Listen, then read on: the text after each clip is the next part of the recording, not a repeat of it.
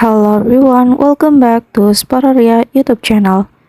Alright guys, so in this video I would like to share you a tutorial on how to change ringtone on Infinix Smart 8 easily. So guys, if you are bored with the same old ringtone on your cell phone, now you can change the ringtone easily.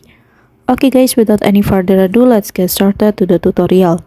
Okay, first thing first, you can go to settings menu, and then here you can scroll down a little bit and go to sound and vibration, and then here you can scroll down and go to the ringtone. You can change either sim 1 ringtone or sim 2 ringtone.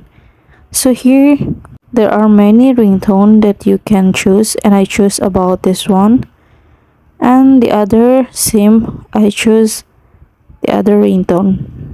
Alright, I choose this one, and yeah, so here I choose to differentiate between sim 1 and sim 2 is that when someone calls, I can know the number is the first number or the second number, guys. Alright, so here's the tutorial on how to change ringtone on Infinix Smart 8. And for you guys, don't forget to subscribe Spotter YouTube channel and get notified from it so you don't miss another interesting video. So thank you so much for watching.